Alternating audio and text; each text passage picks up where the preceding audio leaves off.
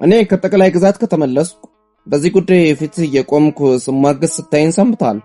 አንተ ግን ቀረብ ብዬ ካለማየቴም ሌላ የራስህ ነጭ ጠጉር፣ የፊትህ ጠባሳና ይህ ያሳደግከው ጢም ከጥቁር የአይን መነጽር ጋር ፍጹም ሌላ ሰው አስመስሎ መቀደም መነጽርህን አንስተህ አንተ መሆንህን እስክትገልጽ ድረስ አላወቅኩም ነበር።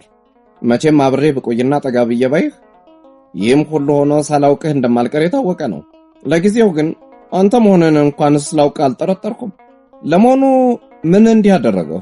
አሉ አቃቤ ወንጀሉ ለመሳሳምም ለእጅ ሰላምታም ያቀረቡትን ግብዣ ጥላውን ለመቀበል ፈቃደኛ ለመሆኑን ሲያዩ እጃቸውን ከዘረጉበት ሰብስበው አሞኝ ነበር። ለመሆኑ ምን ልታደርግ መጣ? እስቲ ተቀምጠን ነጋገር ብለው አቃቤ ወንጀሉ ሁለተኛው ወንበር ለጥላውን አመልክተው እሱ ሲቀመጥ እሳቸውም ተቀመጡና ነገር ብራት ታስረህ ዓለም በቃኝ የሆነ ቤት መግባትን ሰምቼ መጣሁ። ምንም አንተ የሰራው ደና ባይሆን ክፉ ስራ ቢሆን የቀጠሮ እስረኛ ስለሆንከና የቀጠሮ እስረኞች የአቃቤ ሕግ እስረኞች ስለሆኑ ከኛ ሳይማከሩ ባንተ ያደረጉትን ሊያደርጉ አይገባቸውም ነበር እና ባንተ ላይ እንዲያለ ክፉ አድራጎት መደረጉን ዛሬ ጧት ስሰማ ወሬ መጣሁ አሉ። አይኖቻቸውን ከጥላውን ራስ በላይ አሳልፈው ጣሪያው ላይ ተክለው እግዚአብሔር ይስጥልኝ። ዋጋውስ ምንድነው? ዋጋ የሚከፈልበት አይደለም። በሙሉ ሳይሆን በከፊል ያለፈ ዕዳ ለመክፈል የተደረገ አገልግሎት ነው። ያለፈ ዕዳ? ምን ያለፈ ዕዳ? ያን ጊዜ በነጋዴ ካሚዮን ከአዲስ አበባ ስትመጡ ብዙ ሰዎች ቀጥሬ ልገድልህ መጥቼ ድንገት ሽጉጤ ከእጄ ሲወድቅ አንስተህ እኔንም ምርኮኛ አድርገህ ከአዲስ ዓለም ድረስ ወስደህ እዚያ ልትገድለኝ ወደ አንድ ሸለቆ ውስጥ ካስገባኝ በኋላ እንጃ ምን እንደታየ አላውቅም። ምረህ ሽጉጤንም መልሰህ ለቀቅኝ። የኔ ዕድሜ ያልነት ነበር ያለቀው። ከዚያ ወዲህ የምኖረው አንተ የሰጠኸኝን ዕድሜ ነው። ስለዚህ በዚህ አንጻር ያደረኩት አገልግሎት በጣም ትንሽ ነው። ነገር ግን ልረዳ የምችልበትን መንገድ ከከፈትክልኝ ዕዳዬን ሙሉ መክፈል ስመኘው የኖርኩት ነው። ጥላሁን አቃቤ ወንጀሉ የተናገሩትን ከሰማ በኋላ እንደገና አንገቱን ደፍቶ አይኖቹን መሬት ላይ ተክሎ ግንባሩን ቁጥር ፈታ ያደረገ ሲያስብ ቆይቶ ቀናልና ስማ ወንድራድ አለ። ስማ መቼም ሰው እንደመሆኔ እስከዛሬ በኖርኩት ሕይወት ብዙ ስህተት ብዙ ጥፋት ሳላደርግ እንዳልቀረሁ የማይጠረጠር ነው።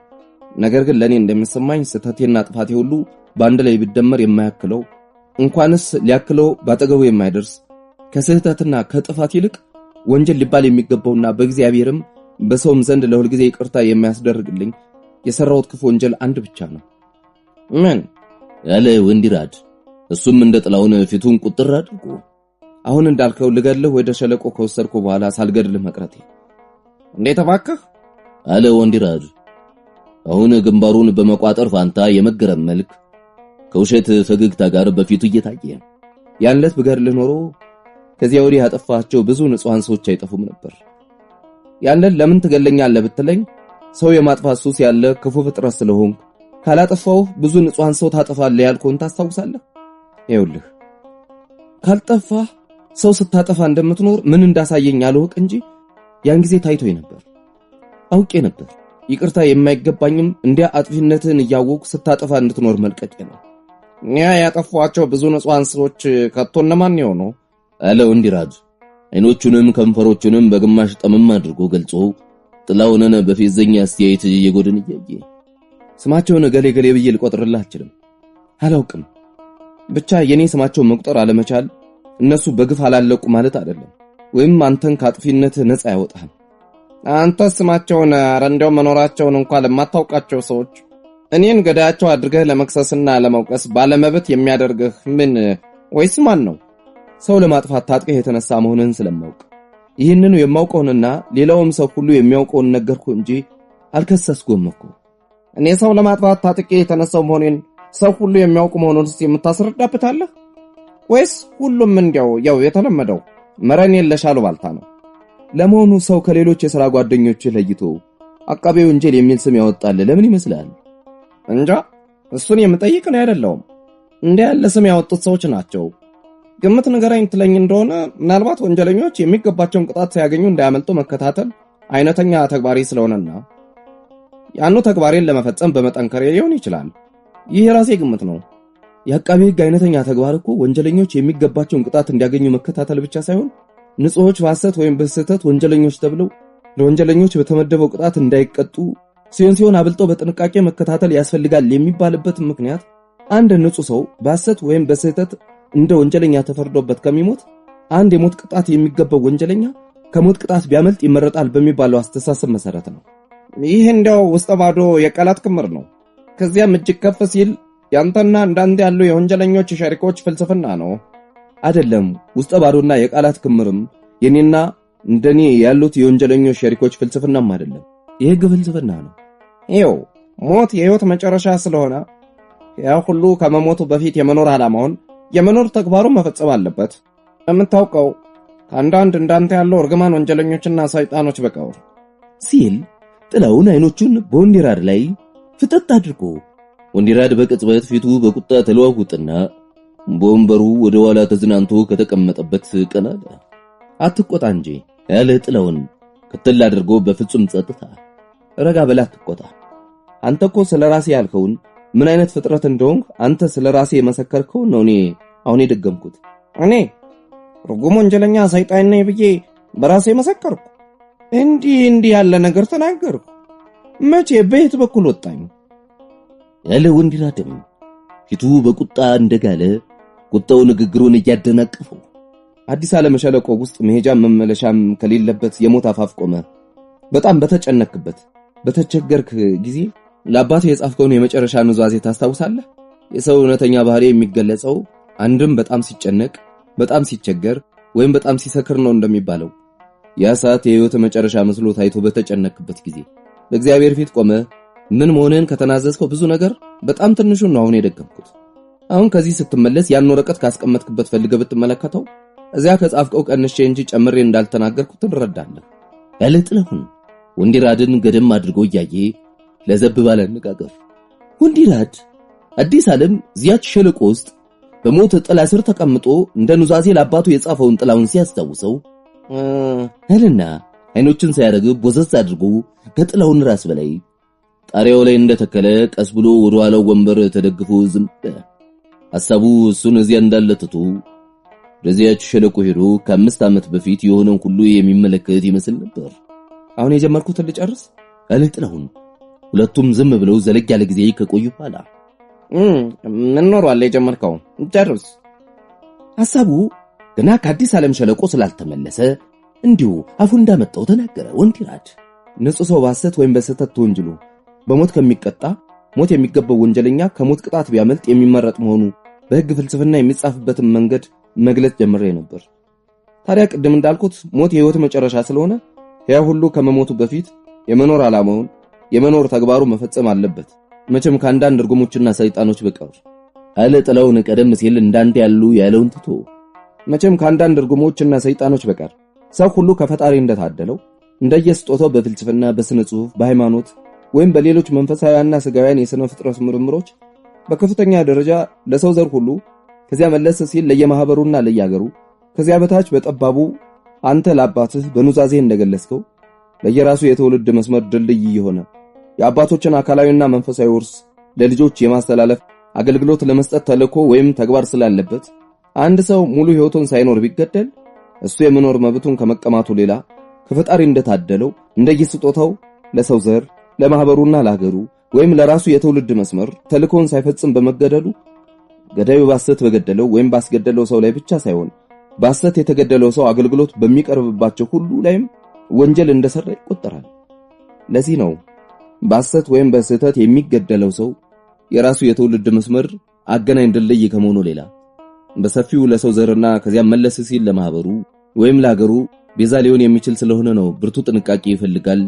እንዲያውም ንጹህ ሰው በሐሰት ወይም በስህተት ተወንጅሎ ከሚሞት ወንጀለኛ ከሞት ቢያመልጥ ይመረጣል የሚባልበት ምክንያት ወንጀለኝነቱ በምስክሮችና በልዩ ልዩ ማስረጃዎች ተረጋግጦ የሞት ቅጣት የተፈረደበት ሰውሳ በአንድ ምክንያት ከተፈረደበት የሞት ቅጣት ቢያመልጥ ማህበርም ይሁን መንግስት ምን ያክል ይጎዳል? በማህበርም ይሁን በመንግስት የሚደርሰው ጉዳት ላንተ እንደሚመስልህ ይህን ያክል ትልቅ፣ ይህን ያክል ከራስ ዳሸን ተራራ የሚበልጥ አይደለም። ከሁሉ አስቀድሞ ቅጣት ለአጥፊው ማረሚያና ለሌሎች ሁሉ መማማሪያ እንጂ መበቂያ ስላልሆነ ከሞት ያመለጠው ወንጀለኛ ከሞት አደጋ በማምለጡ ደስ ብሎት ያ ማስጠንቀቂያ ወይም እርም ሆኖት ዳግመኛ ወደ ወንጀል ስራው የማይመለስ ከሆነ በማን እድል የቅጣቱ ዓላማ ተመታ ማለት ነው። እንደገና ወደ ወንጀል ስራው የሚመለስ ከሆነ ያ መንገድ የሚመራው አመልጦት ወደ ነበረው ሞት በመሆኑ የጊዜ ጉዳይ ነው እንጂ ዞሮ ዞሮ መጨረሻ ከሚገባው ሞት አያመልጥም ማለት ነው ብሎ ጥላሁን ሊቀጥል ሲል ወንዲራድ ትዕግስቱ አልቆ ከተቀመጠበት ብስጭት ብሎ ተነሳና 2 እርምጃዎች ወደ መስኮቱ ከተራመደ በኋላ እንደገና ወደ ጥላሁን ዞሮ ሰዓቱን እያየ ይቅርታ አድርግልኝ ጥላሁን፣ እባክህ ይቅርታ አድርግልኝ። ስለ ሕግ ፍልስፍና ትምህርቱ ጥሩ ነው። ስራ ባይኖርብኝም ተቀምጬ ብማር በጣም ደስ ባለኝ። ነገር ግን ከሱ የበለጠ ብዙ ስራ ስላለብኝ ቢበቃና ስለመጣሁበት ጉዳይ ብንነጋገር ይሻላል ሲል ወንዲራድ ብስጭቱን እንደገና ወደ ማሾፍ ለውጦ ጥላሁን ዘለግ ላለ ጊዜ ዝም ብሎ በንቀት አይነት ሲመለከተው ቆየ። ስለመጣሁበት ጉዳይ ብንነጋገር ይሻላል አለ ወንዲራድ። ደገመና ሁለቱም ዝም ብለው ቆይተው ወደ መቀመጫው ተመልሶ ሄዶ ሲቀመጥ ሰማለው የመጣህበትን ተናገር። ከዛሬ 5 ዓመት በፊት የኔ ህይወት በእጅህ እንደነበረ ዛሬ አንተም ሆነ የሚስት ህይወት በአቃቤ ሕግ እጅ ስለሆነና በአጋጣሚ የዚህ ጉዳይ ባላደራው እኔ ስለሆንኩ የምረዳበት መንገድ ከከፈትክልኝ ህይወታችሁን ለማዳን የምችለውን ሁሉ ባደርግ እንደ ተግባር እንጂ እንደ ውለታ የማልቆጥረው መሆኔን ቅድም ነግሬህ ነበር። የኔም ሆነ የሚስት ህይወት በማንም እጅ ስላልሆነ እርዳታ ከማንም አንፈልግም አለና ጥላሁን ትንሽ ዝም ብሎ ቆይቶ የወንዲራድን ሐሳብ እስከ መጨረሻው ማወቅ የሚያስፈልግ መስሎ ስለታየው ለመሆኑ እርዳታ የምንፈልግ ቢሆን የምረዳበት መንገድ ከከፈትክልኝ ያልከኝ እንዴት ያለ መንገድ ነው እንድከፍትልህ የምትፈልግ? የኔም ሆነ የሚስቴ ህይወት በአቃቤ ሕግ እጅ አይደለም ላልከው ሕጉን ካንተ የበለጠ የሚያውቀው ስለሌለ እኔ ልነግርህ አልሻም። በዚያም በምታውቀው ሕግ በአንዳንድ የተለያዩ ምክንያቶች ካልሆነ በቀር የገደለ መሞቱ ምንም የማያጠራጥር ነው። ነገር ግን በአንዳንድ የተለያዩ ምክንያቶች መግደል የሚፈቀድ ከመሆኑ በላይ እንዲያውም ግዴታ ሊሆን ስለሚችል እንዲያ ባሉት የተለያዩ ምክንያቶች መጠቀም ይቻላል። ከነዚህ የተለያዩ ምክንያቶች አንተና እኔ በአይነተኛው ማለት በክፍል 2 በቁጥር 74 በተመደበው ባልሞት ባይ ተጋዳይ ተስማምተን አንተ ክርክርህን በሱ ዙሪያ ደህና አድርገህ አጠንክረህ ብትመሰረት እኔም ያንተ ክርክር በሕግ ላይ የተመሰረተ በመሆኑ ልናፈርሰው የማንችል መሆኑን ለጓደኞቼም ላለቃይም ማስረድቼ ብችል የተመሰረተው ክስ እንዲነሳ ለማድረግ እሱን ለማድረግ ባይቻል መሸነፋችን የማይቀር መሆኑንና ከዚያ በኋላ ይግባይ ማለት ምንም ለውጥ የማያመጣ መሆኑን አቃቢያነ ሕጉና እዚያ ያሉት ሽማምንት እንዲቀበሉት ካሁን ጀምሮ በጊዜ ብዛት ማሰናዳት ይቻላል። የሚያስፈልገው የምንሄድበትን መንገድ ማወቅና ተባብረን መስራት ብቻ ነው አለና ወንዲራድ የሐሳብ ምን ይመስላል በሚል የጥያቄ አስተያየት አንገቱን ወደ አንድ ወገን ቀልበስ አድርጎ ጥላሁንን እያየ መልሱን ሲጠብቅ ያን ጊዜ ጥላሁን በሰነበተበት እግር ብረት ተጨንቆ እንደገና ወደ ዓለም በቃኝ ወይን መመለሱ ባይፈራ ወንዲራድን በጡጫ አፍንጫውን ብሎ ከመሬቱ ቢደባልቀው በወደደ ነበር። ስማ አንተ አለ ጥላሁን ወንዲራድን ምን ብሎ እንደሚሰድበው ስድቡ ሁሉ ስላነሰው በመጨረሻ ሁሉንም ትቶ ሁሉ አስቀድሜ እንድታውቅልኝ የምፈልገው ቀኛዝማች ዳኘን በስህተት በድንገት በደንፍላት ወይም አንተ እንዳልከው ባለሞት ባይ ተጋዳይነት ሳይሆን የብዙ ሰው ሕይወት ሲያጠፋና የአንድ ወረዳ ሕዝብ ንብረት ሲዘርፍ የኖሩ መሰል የሌላቸው ወንጀለኛ በመሆናቸው እንዲያ ካሉት መቅሰፍት የየኪን ሕዝብ ማዳንና ለኔም የሥራዬ መሰናክል የሆኑትን ማስወገድ ለሕዝብ ለመንግስትና ለእግዚአብሔር ከፍተኛ አገልግሎት መሆኑን በጥሞና አስቤ አሰላስየና አምኜ ገደልኳቸው መሆኔን ማለትም በሐሳብም በግብርም ገዳያቸው መሆኔንና በዚህ ምክንያት ያገኘሁትን ደስታ ከሰማይ በታች ለሚገኝ ለምንም አይነት ዋጋ የማልለውጠው መሆኔን ነው። ሁለተኛ ምንም እንኳን ዛሬ የመጣህለትን እውነተኛ ዓላማህን ባላውቅ ሶፊንና እኔን ለመርዳት ከቶውንም ሕይወታችንን ለማዳን ትንሽም ሐሳብ እንደሌለ አውቃለሁ።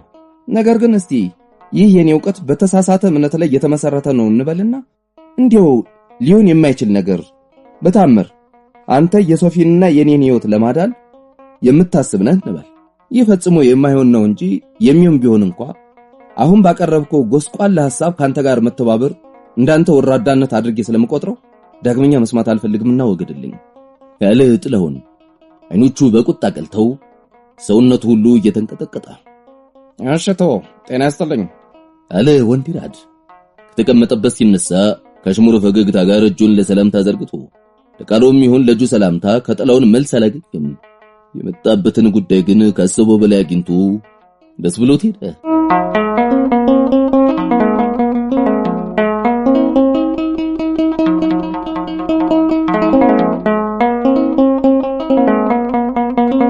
ምዕራፍ 39 የሕዝብ ድምጽ የእግዚአብሔር ድምጽ። ጥላሁንና ሶፊያ ማንም ሳይጠረጥራቸው በራሳቸው መስክረው የሞት ፍርድ ሊፈረድባቸው በቀረቡ ሰዎች ቀንበር መግባታቸው አዲስ አበባ ብቻ ሳይሆን በመላ ኢትዮጵያ ስለተነዛና ፍርድ የሚቀበሉበት ቀን ቀደም ብሎ ታውቆ ስለነበረ በዚያ ቀን የተሰበሰበው ሕዝብ የፍርድ ቤቱን አደባባይ እስኪጨናነቅ ሞልቶ ነበር።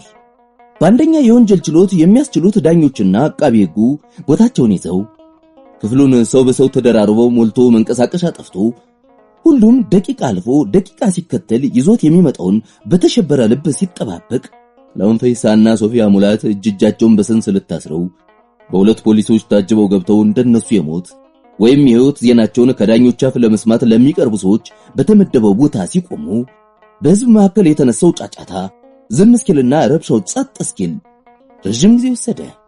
ከዚያ ዳኞች ጠረጴዛቸውን እየደበደቡ ፖሊሶች እያጨበጨቡ ጫጫታውና ረብሻው ትንሽ በትንሽ ጸጥ እንዲል ካደረጉ በኋላ ሰብሳቢው ዳኛ አጭር የመክፈቻ ንግግር አድርገው አቃቤ ሕጉን በተከሳሾች ላይ የሚጠይቁትን እንዲያቀርቡ ጋብዟቸው።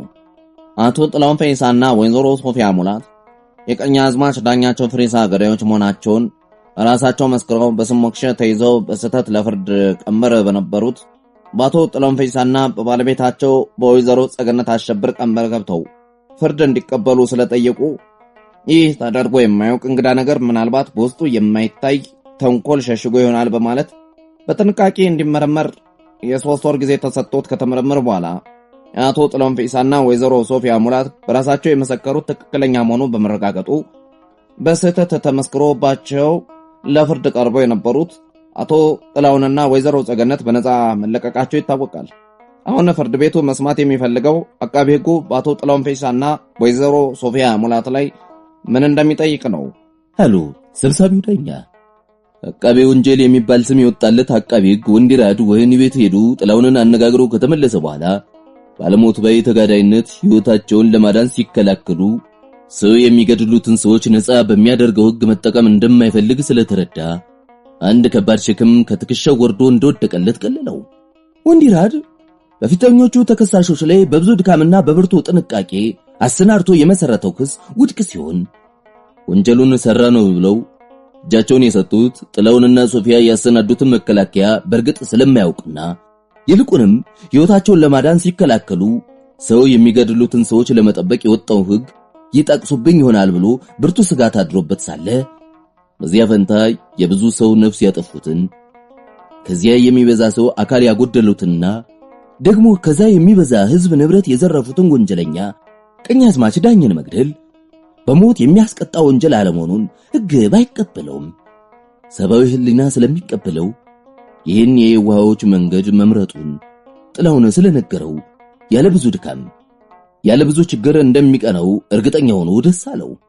እንግዲህ የሚያስፈልግ ነገር ቢኖር ይህ ጉዳይ ይህ የቀኛዝማች ዳኝ ገዳዮች ከሚገባቸው የሞት ቅጣት እንዳያመልጡ ማድረግ ከፍተኛ ባለስልጣኖች አጥብቀው ያሰቡበት መሆኑን ለዳኞች ማስጠንቀቅ ብቻ ነው። ሕግ በሚደግፈው ነገር ከፍተኛ ባለስልጣኖች ማስደሰት ዳኞችንም ቢሆን የሚያስቸግር ሕሊናቸውን የሚቆረቁር አይደለም። ስለዚህ ጥላሁን ሐሳቡን ለውጦ ባለሞት ባይ ተጋዳይነት ሕግ ለመከላከል ካልፈለገ ለጊዜው ነገሩ የሚያሳስብ አይደለም። እንዲሁም ደህና መንገድ ይዟል። ወንዲራድ የንጉሎ ሐሳቡ ካመዛዘነ በኋላ ለመጀመሪያው ግጥሚያ የጥላሁንን መከላከያ ለማየት ያክል መጠነኛ መሰናዶ ለማድረግና በዚያ ላይ የጥላሁንን መልስ ካየ በኋላ ረጅም ቀጠሮ አስቀጥሮ ለወሳኙ ግጥሚያ በሚገባ ለመሰናዳት ወሰነ። ስለዚህ በመጀመሪያው ግጥሚያ ቢያጥርም እንደተለመደው የሰውን ሐሳብ በሚማርክ አነጋገር በጥላሁን ፈይሳና በሶፊያ ሙላት ላይ የሞት ፍርድ እንዲፈረድባቸው ጠይቆ ፍጆታውን ለተከሳሾቹ ለቀቀ። ክቡር ሊቀመንበር ያለው ወንዲራድ እንደ ልማዱ ጽፎ ከፊቱ በጠረጴዛው ላይ የዘረጋውን ማስታወሻ በማየት ፋንታ ቀጥ ብሎ ተቀምጦ ዳኞቹን ፍጥጥ አድርጎ ያየ። ክቡር ፕሬዝዳንት፣ የተከበራችሁ የከፍተኛ ፍርድ ቤት ዳኞች፣ አቶ ጥላሁን ፈይሳና ባለቤታቸው ወይዘሮ ሶፊያ ሙላት ሳይከሰሱ እንኳንስ ሊከሰሱ ማንም ሳይጠረጥራቸው በራሳቸው መስክረው በስህተት በነፍስ ገዳይ ተመስክሮባቸው ለቅጣት በቀረቡ ሰዎች ቀንበር መግባታቸው የሰሩትን ክፉ ወንጀል አስረስቶ ከጀግኖች በላይ ጀግኖች ከሰማዕታት በላይ ሰማዕታት አድርጎ ስላሳያቸው ስማቸው እጃቸውን ከሰጡበት ቀን ጀምሮ በሰው ሁሉ አፍ ሲወደስና ሲሞገስ እንደሰነበተ ሁላችን የምናውቀው ነው። ይገርማል። የመንግስቱ ራዲዮና ጋዜጦች እንኳን የህዝብን ስሜት ተከትለው ህዝቡ ጀግኖችን እያወደሰና እያሞገሰ ለመስፈን በቃኛው ሙዚቃ እየተመሩ አብረው ሲዘፍኑ፣ አብረው ሲያወድሱና ሲያሞግሱ ሰነበቱ። ክቡር ሊቀመንበር፣ እንዲህ ሰው ሁሉ የኑሮ ችግሩን ረስቶ መጫወት በሚፈልግበት ጊዜ ቁም ነገር እንደማይጥም የታወቀ ነው። እንዲህ ባለ የተረጋጋ ዘፈንና ጨዋታ መካከል ኃላፊነትና ተግባር አስገድደውት ትንሽ እንኳን የቁም ነገር ድምጽ የሚያሰማ ወዮለት። እንደ ያለው ሰው የወገኖቹን ስሜት እንደማይካፈል፣ የወገኖቹን ደስታ እንደሚያሰናክል፣ ምቀኛ ተቆጥሮ እንደሚጠላ፣ አይንን ላፈር እንደሚባል አውቃለሁ። ነገር ግን ክቡር ሊቀመንበር፣ የመንግስት አቃቢ ሕግ እንዲህ ያለውን ጊዜያዊ ስሜት፣ እንዲህ ያለውን ይቅርታ ይደረግልኝ አላፊ የስካር ስሜት ፈርቶ ባይጥምም በዚህ ሁሉ ዘፈንና ጨዋታ መካከል ፍርድ ቤቱ ቁም ነገሩን እውነቱን ተመልክቶ ፍርድ እንዲሰጥ መጠየቁን አይተውም። ክቡር ሊቀመንበር፣ የህዝብ ስሜት ለህይወቱና ለንብረቱ ለመብቱና ለነጻነቱ መሰረት ከሆነው ከህግ ጋር የማይቃረን ሲሆን እንዲያ ያለውን ስሜት መንግስት ያከብረዋል። ነገር ግን አንዳንድ ጊዜ ተንኮለኞች በማታለልና በማስመሰል ህዝቡን አሳስተው ስሜቱን መማረክ ስለሚችሉ እንዲህ ያሉት ተንኮለኞች የተሸነፉበትን የውሸት መጋረጃ ቀዶ ራቁታቸውን ማሳየት የህዝቡ ስሜት ለጠቅላላ ደህንነቱ የተመሰከረለትን ህጋዊ መስመር ተከትሎ እንዲመራ ማድረግ በመንግስት አቃቢ ህግ ኃላፊነት የተጣለበት ተግባር ነው። ጥላሁን ፈይሳና ሶፊያ ሙላት የቀኛዝማች ዳኛቸው ፍሪሳ ገዳዮች ለመሆናቸው ራሳቸው መስክረው እጃቸውን ለፍርድ መስጠታቸው የመጀመሪያ ደረጃ ወንጀለኞች፣ ነፍሰ ገዳዮች ከመሆናቸው ነፃዎች አያደርጋቸውም። እንዲያውም ክቡር ሊቀመንበር፣ ጥላሁንና ሶፊያ የነፍሰ ገዳይ ወንጀለኞቹ ብቻ አይደሉም፣ የአታላይነትና የአጭበርባሪነት ወንጀል ጭምር የፈጸሙ ናቸው። ቀኛዝማች ዳኛቸው ፍሪሳን ገድለው ወደ አዲስ አበባ ሸሽተው ከመጡ በኋላ መልካቸውና ስማቸውን ለውጠው አቶ ጥላሁን የከፍተኛ ፍርድ ቤት ዳኛ ሆነው በወንጀል ችሎት ወንበር፣ ወይዘሮ ሶፊያ መምህር ሆነው በአስተማሪነት ወንበር ሲቀመጡ የወንጀል ስራቸው በራሳቸው ሳይወሰን ሌሎችን ለማስተማርና ለመርዳት መሆኑ ግልጽ አይደለም?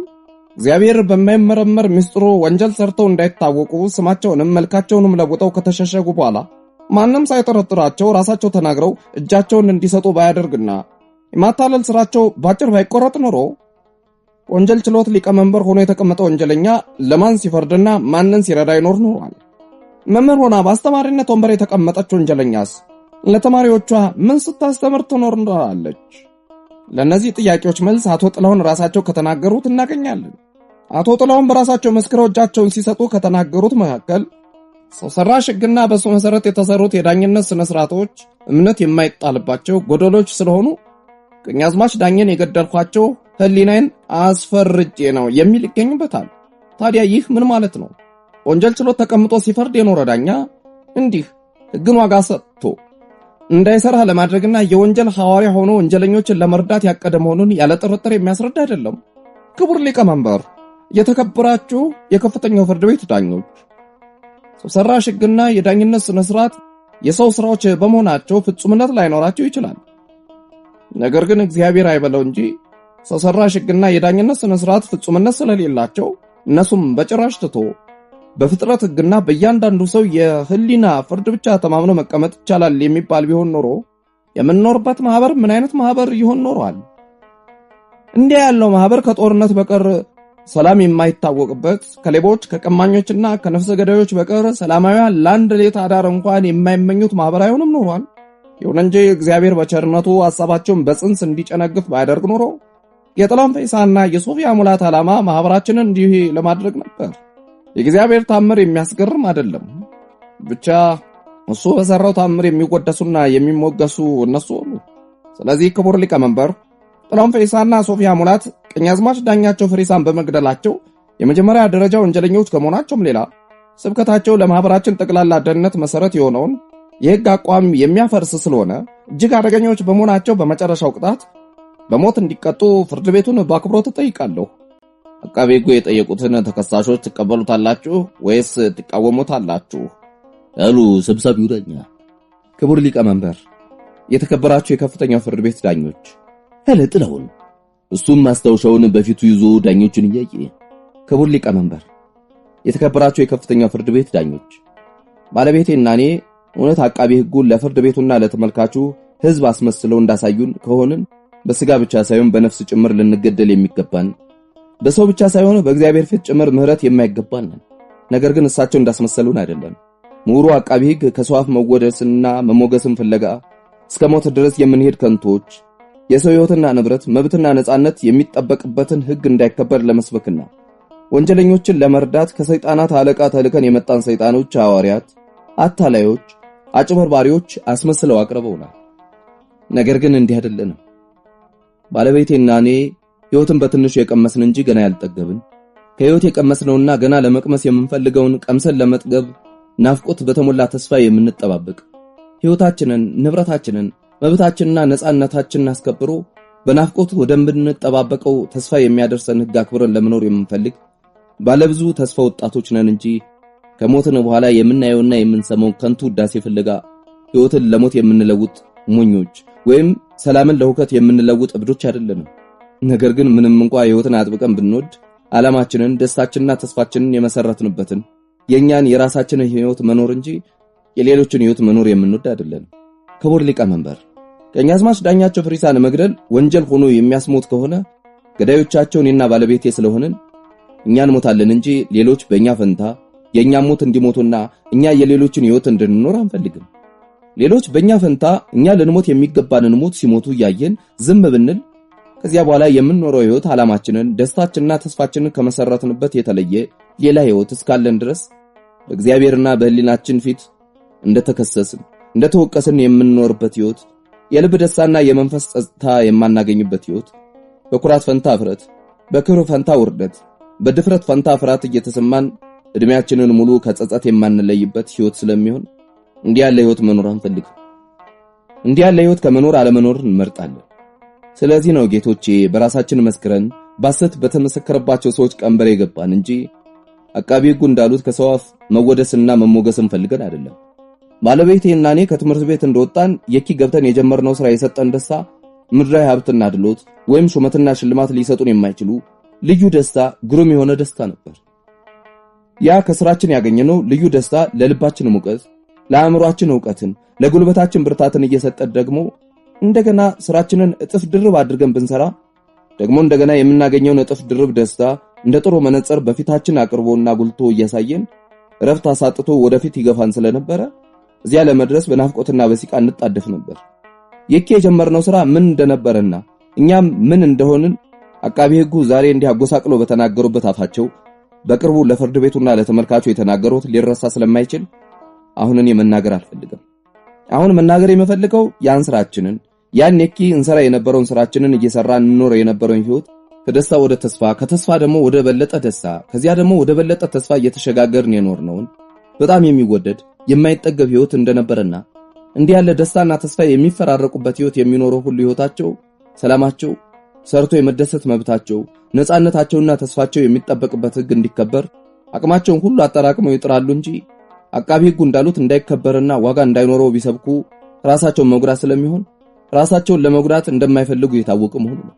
አሁን መናገር የምፈልገው አቃቢ ሕጉ እንዳሉት ማህበራቸው ከውከት በቀር ሰላም የማይገኝበትና ከወንጀለኞች በቀር ሰላማውያን የማይኖሩበት እንዲሆን የሚፈልጉ የመኖራቸው ዓላማ ምን እንደሆነ ማወቅ አቅቷቸው ዙሪያው ገደል ዙሪያው ጨለማ የሆነባቸውና በሕይወት ውስጥ ደስታም የደስታ ተስፋም የሌላቸው ቅብዝብዞች ናቸው እንጂ እንደኛ ደስታና ተስፋ ተርፏቸው ለሌሎች የሚያካፍሉ አለመሆናቸው ነው። ስለዚህ ሊቁ አቃቢ ሕግ ባለቤቴና እኔን ማህበራችን የወንጀለኞች ማህበር እንዲሆን የምንፈልግ የወንጀል መምህሮችና ወንጀለኞችን ለመርዳት በሰው አምሳል ተሰውረን የወረድን የሰይጣን መልእክተኞች አስመስለው ለፍርድ ቤቱና ለተመልካቹ ያሳዩት ስዕል ፈጽሞ እኛን የማይመስል። ክቡር ሊቀመንበር፣ ባለቤቴና እኔ በማህበራቸው ውስጥ ሰርተው እየተጠቀሙና እየጠቀሙ እየተደሰቱና እያስደሰቱ መኖሩን የሕይወት ግባቸውና የማህበርተኝነት መብታቸው አድርገው እንደሚኖሩ ሰላማውያን ሰዎች ሁሉ ሕጋዊ መንገድ ተከትለን ወዳቀድነው ሕጋዊ ግብ ለመድረስ ስንሰራ ሕይወታችንን፣ ንብረታችንን፣ መብታችንና ነጻነታችንን የሚጠብቅልን ሕግና እንዲህ ያለው ሕግ የሚያስከብረውን ስልጣን በሙሉ ልብ የምናከብርና የማያከብሩትን በሙሉ ኃይላችን የምንቃወም ነው። ሕጋዊ መንገድ ተከትለን ወደ ሕጋዊ ግባችን እንዳንደርስ ሕጉም ሆነ ስልጣኑን ተጣመውና ተቆላመው ሕይወታችንን፣ ንብረታችንን፣ መብታችንን፣ ነጻነታችንን በመጠበቅ ፋንታ የሚያጠፋ ከሆኑ ግን ያን ጊዜ እንዲህ ያሉትን ለማጥፋት የተጣመሙና የተቆላመሙ ሕግና ስልጣን እንዲህ ያሉትን በሕግና በሕጋዊ ስልጣን መሸፈኛ የተሸፈኑ አመጽና ወንጀል ሸፍነው የሚሰሩባቸውን አመፀኞችና ወንጀለኞች ጭምር እስከ መጨረሻው ድረስ ተቃዋሚዎች መሆናችን የማይጠረጠር ነው። ሕግና ስልጣን ለተሰጡበት ዓላማ መዋላቸው ቀርቶ ወንጀል ለተጠሙ ወንበዴዎች የሰላማውያንን ሰዎች ሕይወት፣ ንብረት፣ መብትና ነጻነት ማጥፊያ መሳሪያዎች የሚያደርጓቸው ከሆነ ሕጉ ሕግ፣ ስልጣኑም ስልጣን መባሉ አይገባቸውም። እንዲህ ያሉት የአመጽና የወንጀል መሳሪያዎች መባል አለባቸው። እንዲህ ያሉትን ሕግና ስልጣን ማክበርና ለነሱ መታዘዝ የወንጀለኞች ማህበርተኛ መሆንና ለወንጀል ስራቸው ተባባሪ መሆን ነው። ስለዚህ ክቡር ሊቀመንበር፣ እንዲህ ያሉትን በሕግና በሕጋዊ ስልጣን የተሸፈኑ የወንጀል መሳሪያዎች በመተላለፋችን እንደ ሕግ ተላላፊዎች እንዲህ ያሉትን በሕጋዊ ባለስልጣን መሸፈኛ ተሸፍነው ወንጀል ሲሰሩ የኖሩ አመፀኛ በመግደላችን እንደ ወንጀለኞች ልንቆጠርና አቃቢ ሕጉ የጠየቁት ቅጣት ሊፈጸምብን አይገባም። የገደለ ወይም ያስገደለ በመገደሉ ይሁን በማስገደሉ ብቻ ወንጀለኛ ይሁን። ወንጀለኛ የሚሆነው የገደለበት ወይም ያስገደለበት ምክንያት ተመርምሮ ወንጀለኛ የሚያደርገው ነው ሲገኝ ነው። የገደለ ሁሉ ወንጀለኛ ቢሆን ኖሮ አመፀኞችን፣ ወንጀለኞችና የነጻነት ጠላቶች የሆኑትን በጦር ሜዳ እየተዋጉ የሚገድሉ ጀግኖች ሁሉ በመሾምና በመሸለም ፋንታ ወንጀለኞች ሆነው ወደ ስቅላት ቢሄዱ ነበር።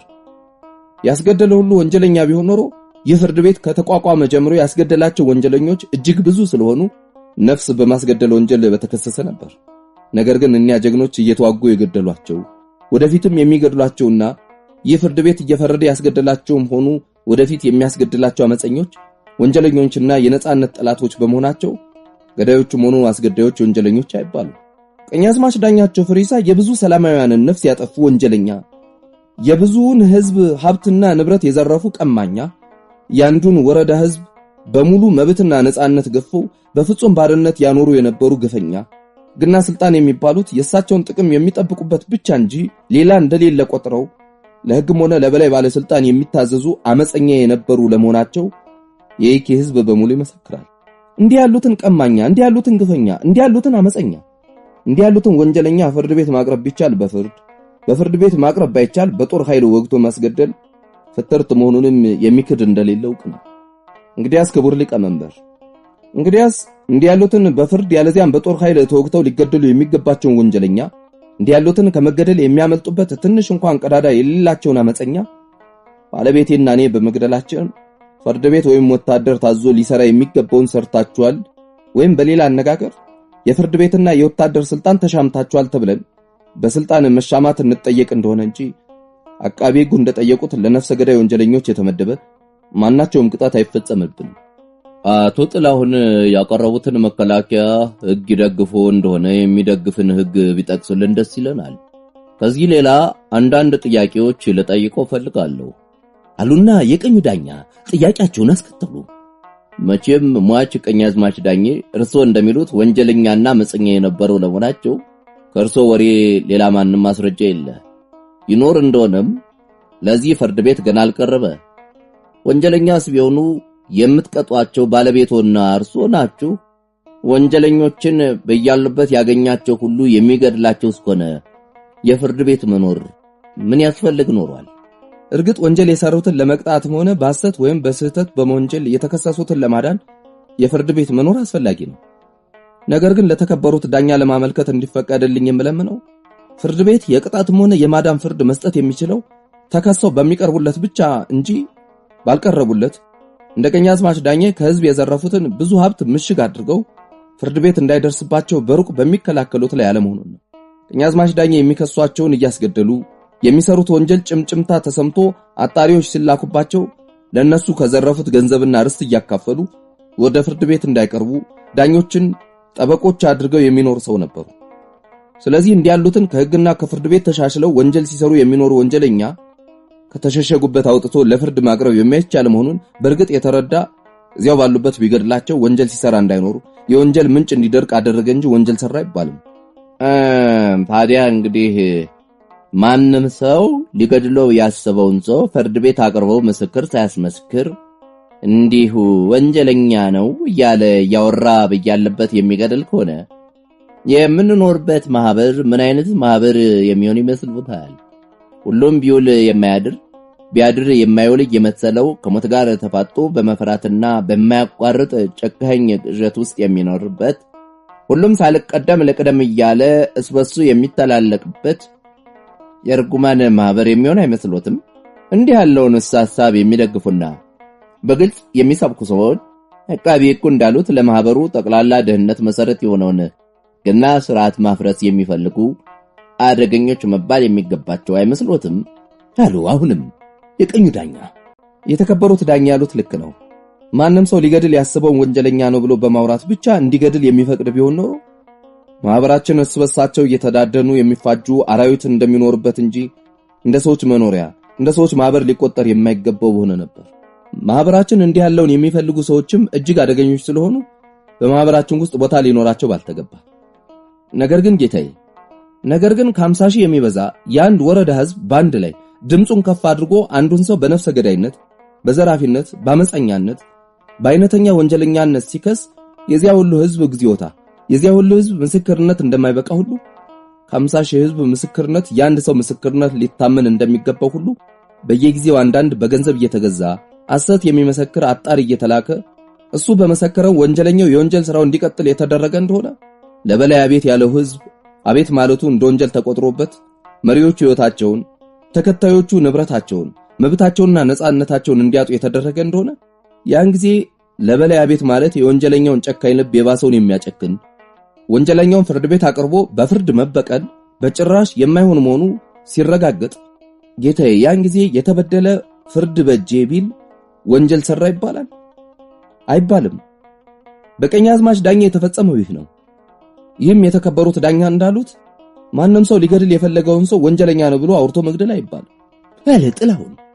አቶ ጥላሁን፣ ባለቤቶና እርሶ ቀኛዝማች ዳኘን የገደላችኋቸው ከ50 ሺህ የሚበዛ የአንድ ወረዳ ህዝብ ያሉት ወክሏችሁ ነው? የ50 ሺህ ህዝብ መሳሪያዎቹ ናችሁ ነው? የ50 ሺህ ህዝብ ያሉት ለሰራችሁት ወንጀል ያልፍላችኋል? አሉ የቀኙ ዳኛ እንደመቆጣት ብለው። ጌታዬ፣ ቀኛዝማች ዳኘን ለመግደል ህዝቡ አልወከለንም። አመፀኛውን ወንጀለኛውን ቀኛዝማች ዳኘን ገድለን ህዝቡን ነፃ ማውጣታችንን እንደ ህዝብ መሳሪያዎች የሚያስቆጥረን ከሆነ መሳሪያዎች መባልን እንቀበላለን። ነገር ግን የገደልናቸው እኛም የህዝብ አካል እንደመሆናችን እንደ ህዝብ ሰርቶ የመደሰትና የማስደሰት መብታችንን ስለቀሙን እንደ ህዝብ ያመስራቸውን ስለፈጸሙብን ነው። ስለዚህ በህዝብ በመንግስትና በእግዚአብሔር ላይ ወንጀል ሲሰሩ የኖሩትን ወንጀለኛ ቀኛዝማች ዳኘን ገድሎ የኪን ህዝብ ተቆራኝቶት ከኖረው ጨካኝ መቅሰፍት መገላገል ወንጀል ከሆነ ተሰራነው ኃላፊዎች እኛ ራሳችን ነን እንጂ ህዝቡ ኃላፊ አይሆንም ብሎ ጥላውን እንደጨረሰ ዳኞች በዝቅተኛ ድምጽ ስበሳቸው ሲመካከሩ እግዚአብሔር ያሳያችሁ፣ እግዚአብሔር ያሳያችሁ፣ እግዚአብሔር ያሳያችሁ፣ ክርስቶስ ያመላክታችሁ። ምን ነው የመንግስትና የእግዚአብሔር አደባባይ ትንሽ ትልቁ፣ አዋቂ አላዋቂው ሁሉም አቤቱታውን አሰምቶ ፍርድ የሚገኝበት አይደለም? እንዴት 10 ቀን ሙሉ በመንግስት አደባባይ እየተንከራተትኩ ፍርድ የሚገኝበት መንገዱን እንኳን የሚያሳየኝ ልጣ አሉ አንድ ዘለግ ያሉ ሽበታም ሽማግሌ ተጨናንቆ ከቆመው ተመልካች መካከል ድምጻቸውን ከፍ አድርገው። ምነው ጸጥታ አስከባሪዎች ጤነኞች ያልሆኑ ሰዎች ለምን ታስገባላችሁ? ካስገባችሁስ በኋላ ጸጥታ ሲያውቁ እያያችሁ እንዴት ዝም ብላችሁ ትመለከታላችሁ? እባካችሁ ሰውየው ጤነኛ አይመስሉኝምና ወደ ውጭ ብትሏቸው ይሻላል አሉ ሰብሳቢው ዳኛ በጸጥታ አስከባሪዎች ላይ ቅርታቸውን እያሳዩ። ኧረ ጤነኛ ነኝ ጌታዬ፣ እኔስ ጤነኛ ነኝ፣ የኪ ወረዳ ፍርድ ቤት መልእክተኛ ነኝ ሲሉ ሽማግሌው ሶፊያና ጥላሁን አባባ አሉ በአንድ ላይ እንደተማከሩ። ሁለቱም በመገረም አፋቸውን ይዘው ወደ ባላምበራስ ጉደታ አራጉ እያዩ ጌታዬ፣ የኪ ወረዳ ፍርድ ቤት ይህን ጦማር ሰጥቶ ለከፍተኛ ፍርድ ቤት ፍሬሲዳ በእጃቸው ካልሆነ ምንም ቢሆን ለማንም እንዳትሰጥ ስላለኝ እባካችሁ ፍሬሲዳውን አሳዩኝ እያልኩ የጠየቅኳቸው ሁሉ ፍሬሲዳ የሚባል እዚህ የለም ስላሉኝ ይኸው 10 ቀን ሙሉ ከዚህ አደባባይ ሳልለይ እንከራተታለሁ። ዛሬ ቢጨንቀኝ የመጣሁበት ጉዳይ ስለ እናቶ ጥላውን ፈይሳ ፍርድ መሆኑን የነገርኳቸው ሰዎች ፍርዱ ዛሬ እዚህ አዳራሽ የሚሰጥ መሆኑን ስለነገሩኝና ሰው እንዲህ ሳያስፈቅድ ሲገባ አይቼ እኔም እየፈራሁ ገና አሁን ገባሁ። ጌታዬ ቢጨንቀኝ ነው፣ ባልጨነቅ አልደፍርም ነበር፣ ይቅርታ አድርጉልኝ ያሉ ባላምበራስ ጉደታ ቀጠሉና አንድ ትልቅ ኢንቨሎፕ ከራሳቸው ከፍ አድርገው ይዘው ቀኝና ግራ እያወዛወዙ። ያን ጊዜ የተመልካቹ ህመምታ አዳራሹን ሞላው። እባክህ ተቀበላቸው፣ ኢንቨሎፑን ተቀበልና ወዲህ በለው አሉ ሰብሳቢው ዳኛ ተላላኪውን ቀደም ብለው ያልታረመ ንግግር በመናገራቸው መጸጸታቸው በፊታቸው ይታወቅባቸው ነበር።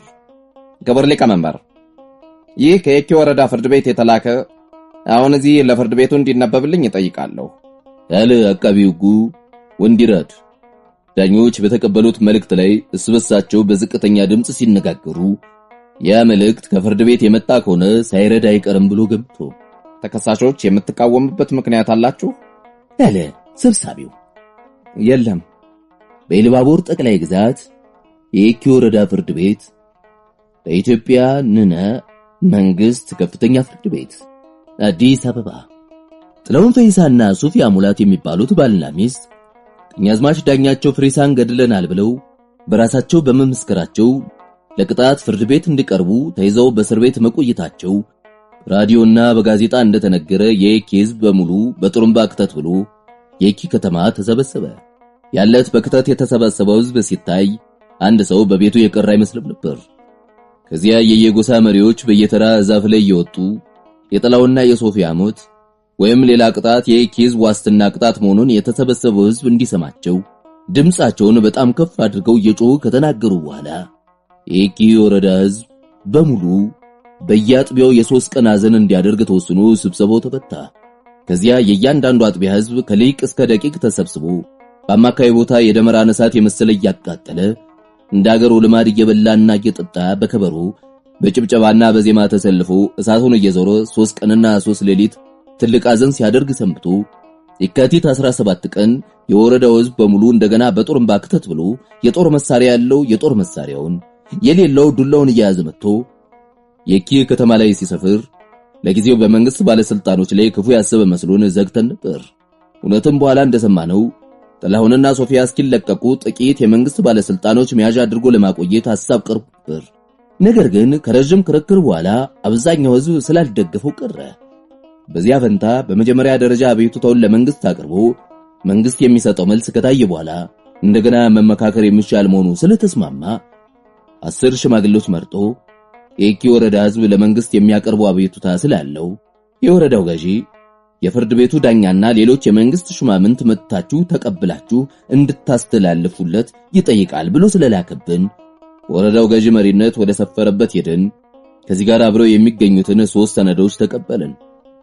ሰነዶች በቀጥታ ከሕዝቡ እንደተቀበልናቸው በመሆናቸውና ያልተቀነሰላቸው ወይም ያልተጨመረባቸው ለመሆናቸው ምስክር ይሆን ዘንድ በእያንዳንዳቸው ስር የዚህ ፍርድ ቤት ማህተም እየታተመ የኔ የዳኛው ፊርማ ተፈርሞባቸዋል። ሁለተኛ ቀኛዝማች ዳኘ ፍሪሳ ለባላምባራስ ፏቱ ፈዴ በጻፉት ላይ የሚታዩት ማህተምና ፊርማ አብረን ስንሰራ ሁላችን የምናውቃቸው የራሳቸው የቀኛዝማች ዳኘ መሆናቸው ተረጋግጧል። ሶስተኛ በኑዛዜው ላይ የሚታዩት የፖሊስ መስሪያ ቤት ማህተምና የአዛዥ ፊርማም እዚህ በሰራውበት ጊዜ ሁሉ ደና አድርጌ የማውቃቸው ትክክለኞች መሆናቸውን አረጋግጣለሁ። እንዲሁም በዚያው በኑዛዜው ላይ የሚታየው የቀኛዝማች ዳኛቸው ፍሪሳ ማህተማቸው ነው። በኑዛዜው ላይ የሚታየው የአውራጣት ፊርማ ቀኛዝማች ዳኛቸው በመድከማቸው እንደተለመደው በጽሑፍ መፈረም ስላልቻሉ የፈረሙት መሆኑን ያናዘዟቸው 3 ፖሊሶች ምለው የመሰከሩ መሆናቸውን አረጋግጣለሁ። ፊርማ አበጋዝ ሳህሉ የየኪ ወረዳ ዳኛ። ማህተም በኢሉባቦር ጠቅላይ ግዛት የየኪ ወረዳ ፍርድ ቤት የኪ። ከየኪ ወረዳ ፍርድ ቤት የተጻፈው ተነቦ ሲያልቅ ተመልካቹ ሁሉም በየጎረቤቱ ቀስ እያለ የሚያደርገው ትችት እስበሱ ሲማታ ጎልቶ አዳራሽ ውስጥ የሚያደነቁር ጫጫታ ተነሳ። ሶፊያና ጥላሁን የየኪ ሕዝብ እነሱ በሌሉበት ያደረገላቸው የፍቅርና የአንድነት መግለጫ እሱ ራሱ ልብ የሚነካ ከመሆኑ ሌላ የየኪ የኖሩትን የደስታ ሕይወት መታሰቢያ ይዞ መጥቶ በፊታቸው ዘርግቶ አሳያቸውና አይኖቻቸውም ባሞልተው የአንገታቸውን እንደደፉ ዝም ብለው ቆመው ይመለከቱ ነበር። ከዚያ ተመልካቹ ዝም እንዲል ሰብሳቢው ዳኛ ጠረጴዛውን ደጋግመው ከመቱ በኋላ ሁሉም ጸጥ ሲል ከየኪ ሕዝብ ለኢትዮጵያ መንግስት ከፍተኛ ፍርድ ቤት የተጻፈውን ማንበብ ጀመሩ። የተላከ ከየኪ ወረዳ ሕዝብ ይድረስ ለኢትዮጵያ መንግስት ከፍተኛ ፍርድ ቤት አዲስ አበባ ጥላሁን ፈይሳና ሶፊያ ሙላት ቀኛዝማች ዳኛቸው ፍሪሳን ገድላቸዋል ተብለው ሊገደሉ ተይዘው መታሰራቸውን ሰማን። ለየኪ ሕዝብ ቀኛዝማች ዳኛቸው በሽታው፣ ጥላሁንና ሶፊያ መድኃኒቱ ነበሩ። ታዲያ መድኃኒት በሽታውን ስላጠፋ ይጥፋ ይባላል? ይህ ተደርጎ የማያውቅ ጉድ ነው። ቀኛዝማች ዳኛቸውም እኛም የመንግስት ዜጎች ነን። ታዲያ መንግስት ከብዙ ሺህ ንጹህ ዜጎች አንድ ቀማኛ፣ አንድ ወንጀለኛ ዜጋ ይመርጣል ማለት ነው? ይህ ተሰምቶ የማያውቅ ጉድ ነው። ቀኛዝማች ዳኛቸው እድሜያቸው ሙሉ በሽፍትነት የኖሩ በመሆናቸው የሰው ሀብት ከመቀማትና ነፍስ ከማጥፋት በቀር ደና ነገር ማድረግ ስለማያውቁ 18 ዓመት ሙሉ በየኪ ህዝብ ላይ በግዛት ስም መንግስት የማያውቀው የማያቋርጥ ዘመቻ አድርገው 17 ሰዎች ገድለው ሬሳቸውን ለአራዊት የጣሉ፣ 45 ሰዎች አስደብድበው አካላት ስንኩሎች አድርገው ያስቀሩ፣ 80 ጋሻ መሬት ከባለርስቶች ወርሰው ለበላይ ቤት ስላሉ ብቻ አገራቸውን አስለቅቀው ያሰደዱ፣ የቀረውን ተስፋ በመቁረጥና በመፍራት ግፋቸውን ተሸክሞ የተቀመጠውን ጠቅላላ ህዝብ ሰውነት ደረጃ ወርደው በንብረቱ በጉልበቱና በህይወቱ ለማዘዝ ፈቃድ የሌለው የእሳቸውን ፈቃድ ብቻ ለመፈጸም መሳሪያ ሆኖ የሚኖር መንጋ አድርገውት የኖሩ አመፀኛ ነበሩ። ታዲያ እንዲህ ያሉትን መቅሰፍት ያጠፉ ሰዎች ይሸለማሉ እንጂ ይገደላሉ? እንዲህ ያለው ተደርጎ የማያውቅ የጉድጉድ ነው። ጥላሁንና ሶፊያ የየኪን ህዝብ እያስተማሩ በሥራ እየመሩ በገንዘባቸው እያከሙ መሬት ለሌላቸው የራሳቸው መሬት ሸንሽነው ካከፋፈሉት ሌላ ትርፍ ካላቸው እየገዙና እየለመኑ እያከፋፈሉ ሮና አሻሽሎ እንዲኖር ለማድረግ ይታገሉ የነበሩ ናቸው። እነሱ በተዋት ማግስት ወደ ነበረችበት እስክትመለስ ድረስ የኪ በሙሉ የልባቡር ወደር የሌላት የሰው ሁሉ መደነቂያ ሆና ነበር። እነሱ በተዋት ማግስት ትዝታውን ብቻ ትቶ እስኪጠፋ ድረስ ጥላውንና ሶፊያ ለየኪ ህዝብ የሰሩት ሥራ እጹብ ድንቅ ነበር። ነገር ግን እንደ ያለው የጥላውንና የሶፊያ የተቀደሰ ሥራ ለቀኛዝማች ዳኛ ዓላማ ተቃራኒ ስለሆነ ወንጀለኛው ቀማኛው ቀኛዝማች ዳኜ ከሱ በፊት ብዙዎችን ቤታቸው አስረው እየደበደቡ አሰቃይተው እንዲገደሉ ጥላውንንም ሊገድሉት ታጥቀው ሄደው ለሕይወቱ ሲከላከል እግዚአብሔር ቀኙን ሰጥቶት እሱን ሊገድሉበት ቢያዙት የገዛ መሳሪያቸው ገደላቸው። ይህ ታምር አይደለም? እንዲህ ያለው የእግዚአብሔር ፍርድ አይባልም? ይህ የእግዚአብሔር ፍርድ ነው። ታዲያ ከእግዚአብሔር ፍርድ በላይ ፍርድ አለ? ቀኛዝማች ዳኜ የእግዚአብሔርንም የመንግስትንም ሕግ የማያከብሩ በመንግስት ስልጣንና በሰው ሕይወት ሲጫወቱ የኖሩ ወንጀለኛ ስለሆኑ እሳቸውን የገደሉ ሰዎች መሸለም እንጂ መገደል አይገባቸውም። እንዲህ ያሉትን የወንጀል ሁሉ ባለቤት የሆኑ ሰይጣን የገደሉ ሰዎች በመሸለም ፋንታ መግደል ወንጀለኞችን መርዳት አስመስሎ የሚያሳይ የጉድጉድ ነው። ጥላውንና ሶፊያ ክፉ አውሬ ጨካኝ ወንጀለኛ ገድለው የየኪን ህዝብ ከስቃይ ስላሳረፉ መሾምና መሸለም እንጂ መገደል አይገባቸውም። ስለዚህ ሲሆን የጠፋው መልካም ስራቸውን እንደገና እንዲሰሩና የየኪን ህዝብ እንዲረዱ የኪን እንዲሾሙና ወደ እንዲመለሱ ይደረግልን። ይህ የማይሆን ከሆነም እንዳይገደሉ ልጅ አዋቂው ሴት ወንዱ በአንድነት ምጥንታችን እናቀርባለን።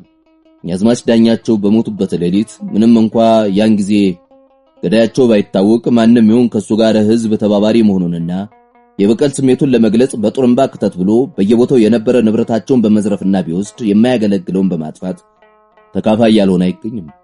ቤታቸውን እንኳን ከመበቀል መልክነቱም ሌላ ምናልባት ክፉ ቃቢያቸው እዚያ ተሸሽጎ ቆይቶ በሳቸው ምትክ በሚመጣው ሹም አድሮ እንደሳቸው እንዳያሰቃየን ፈርተን አቃጠል ነው። በቦታው ርቀት ምክንያት በለቱ ያልደረሱ ሁሉ ኋላ መጥተው መተባበራቸውን ለማስመስከር በተቃጠለው ቤታቸው አመድና በሬሳቸው ላይ ድንጋይ ያልወረወረ አይገኝም። ኋላም ሬሳቸውን እሳቸው የገደሏቸውን ሰዎች ሬሳ ሲያደርጉት እንደኖሩ እንዳይቀበር ከልክለን እየቆራረጥን አውሬ እንዲበላው አደረግን። ይህ ከመግደል አይከፋም? ይከፋል። ስለዚህ ወንበዴውን ቀኛዝማች ዳኘን መግደል ወንጀል ነው ብሎ መንግስት ጥላውንና ሶፊያን የሚገድል ከሆነ የየኪ ህዝብ በሙሉ ተባባሪያቸው ለሰሩት ሥራ ተካፋይ ስለሆነ ጦር ልኮ የየኪን ህዝብ በሙሉ ያስፈጀው። በሌላ ቅጣት የሚቀጣቸው እንደሆነም እነሱም በሚቀጣበት ቅጣት ይቅጣን። ከዚህ ሌላ የሚጠየቅ ነገር ቢኖር በየኪ ህዝብ ስም እንዲመለሱ ባላምበራስ ጉደት አራጉን ወኪላችን አድርገን ልከናልና የእሳቸው ቃላችን ነው።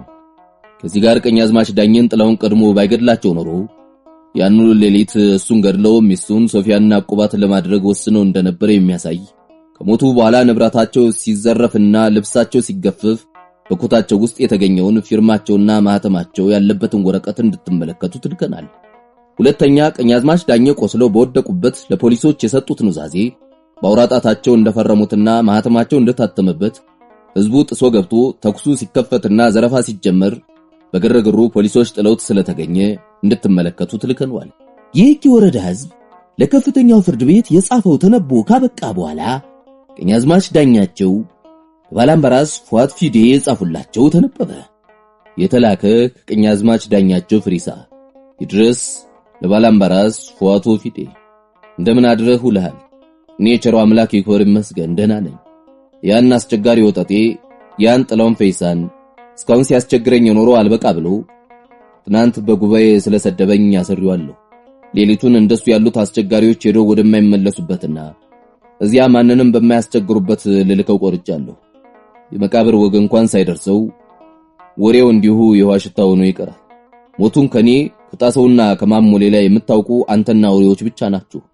መቼም እኔና እነጣሰው ለራሳችን ስንል አውሬዎች የሰዎችን ቋንቋ ስለማይናገሩ የሚስጥር ወጥቶ ቢገኝ ባንተ በኩል ካልሆነ በእኛ ወይም በአውሬዎች በኩል ወጣ ሊባል አይችልምና እንድትጠነቀቅ አጥብቄ ያደራላለሁ።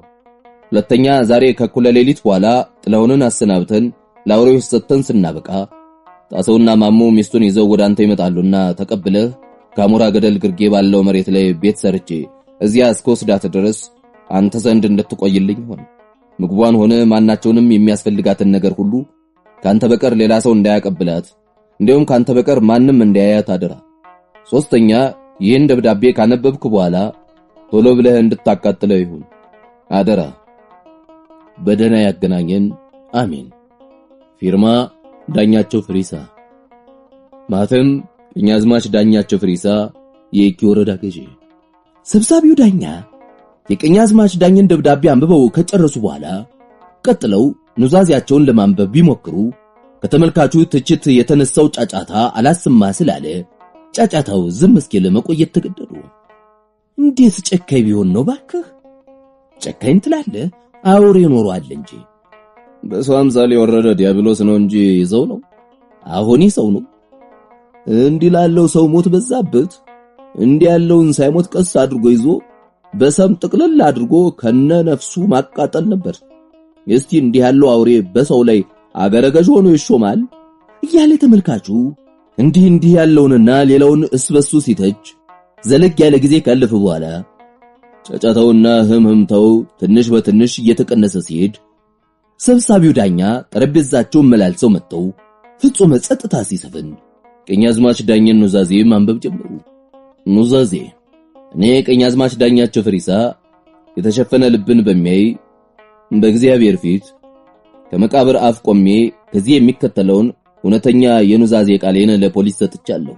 ምንም እንኳ በጣር ላይ ሆኜ ብጨነቅ አእምሮ ያልሳተም ሐሳቤ ልክ እንደድሮ የጠራ ነው። ስለዚህ ጣር አእምሮን ባሳተው ጊዜ የተናዘዘው አይረጋም እንዳይባል አደራ። ገዳዬ ጥላውን ፈይሳ ነው። ነገር ግን እግዚአብሔር ሲቆጣ አንዱን ባንዱ እንጂ ሽመል ቆርጦ አይቀጣ እንደሚሉት እግዚአብሔር እኔን ለመቅጣት መሳሪያ አድርጎት ነው እንጂ እሱ እኔን ለመግደል ያክል የሚበቃ አቅም ኖሮት አይደለም።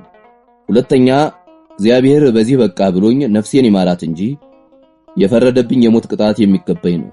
ጥላውን እዚህ በሰራው ሥራ ዝናው በዓለም ሁሉ እስከ አዲስ አበባ ስለታወቀና በጋዜጣ ስለተጻፈ መግታት የማልችለው ቅናት አድሮብኝ ምንም ሳይበድለኝ እሱን ገድዬ ሚስቱን ቅምጥ ላደርግ ቆርጬ ነበር። መጀመሪያ እሷን ለመገናኘትና ከዚያ በኋላ ወደ ማስቀምጥበት ለመስደድ ሄጄ ክፉኛ በሽጉጥ አቁስላኝ ተሸሸኩ። ከዚያ እንደማልተርፍ ስላወቅ ከመሞቴ በፊት እሱን ገድዬ እሱን ሲሞት አይቼ ለመሞት ብመጣ ስራቱን ፈቶ ተሸሽጎ አጣሁት። እግዚአብሔር ሰውረው።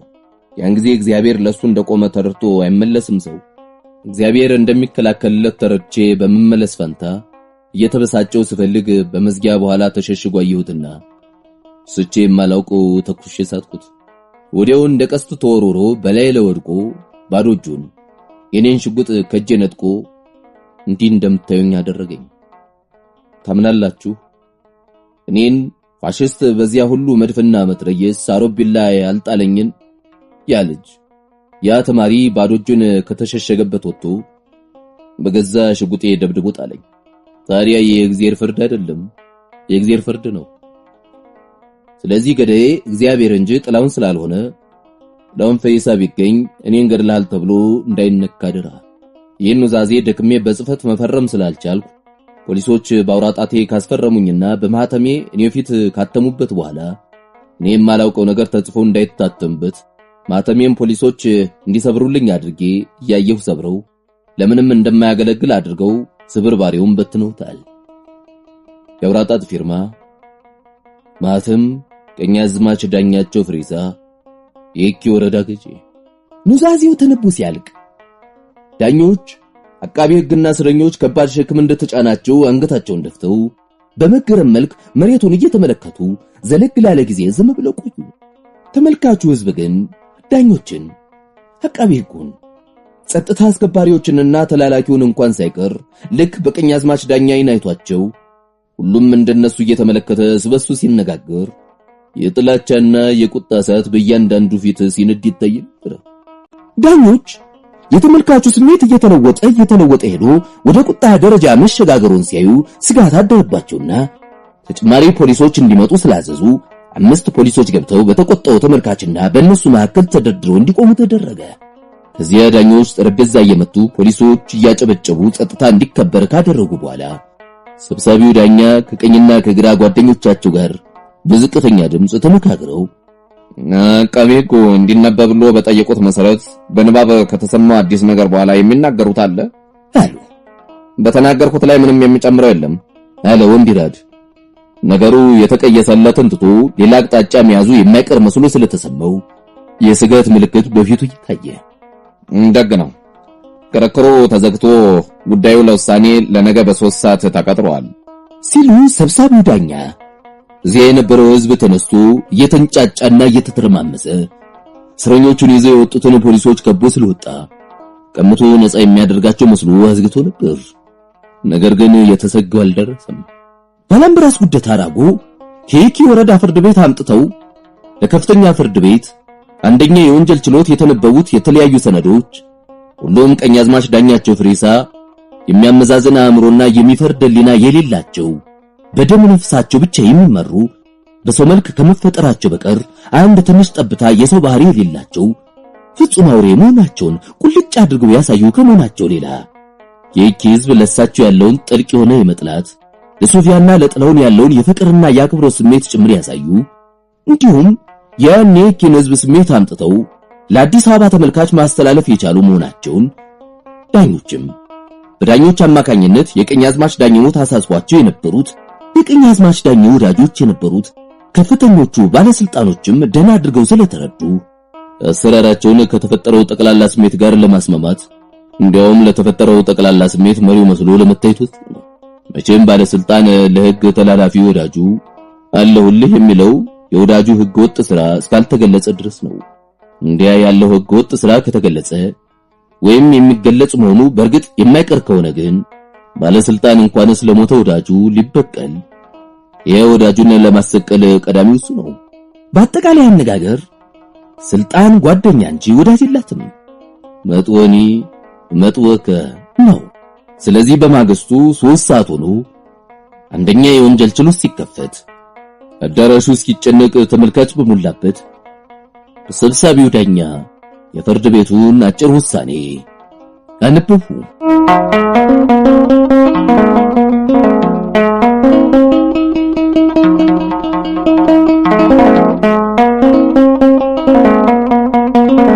ውሳኔ ቀኛዝማች ዳኛቸው ፍሪዛ መንግስት ሕዝብ እንዲያስተዳድሩና እንዲጠብቁ የጣለባቸውን አደራ ችላ በማለት እምነታቸውን አጉድለው በባላደራነት የተቀበሉትን ሕዝብ በመጠበቅ ፈንታ ስልጣናቸውን መከታ አድርገው ነፍስ ማጥፋትን፣ የሰው ርስትና ሀብት መቀማትን፣ የባልና ሚስት ትዳር ማስፈታትንና ሌላም የወንጀል ሥራ መስራትን የኑሮ ልማዳቸው አድርገው ከአንዳንድ ተግባራቸውን ለጥቅማቸው ከለወጡ የበታች ሹማምንት ጋር በመመሳጠር ረጅም ዘመን የኖሩ መሆናቸውን ያገሩ ሕዝብ በየኪ ወረዳ ፍርድ ቤት ፊት መስክሮ ፍርድ ቤቱ እንደተለመደው በፊርማውና በማህተም ያረጋገጠውን ተመልክተን ሁለተኛ እንዲሁ እንደለመዱት አቶ ጥላውን ፈይሳን ቤታቸው አስሮ አስቀምጠው ሚስታቸውን ለመድፈርና ከዚያ በኋላ ወስደው ቁባት ለማድረግ ሌሊት ጨለማ ለብሰው ስለሄዱባቸው ወይዘሮ ሶፊያ ለሕጋዊ መብታቸውና ለክብራቸው ሲከላከሉ በሽጉጥ ማቁሰላቸውን ከዚያም ቀኛዝማች ዳኜ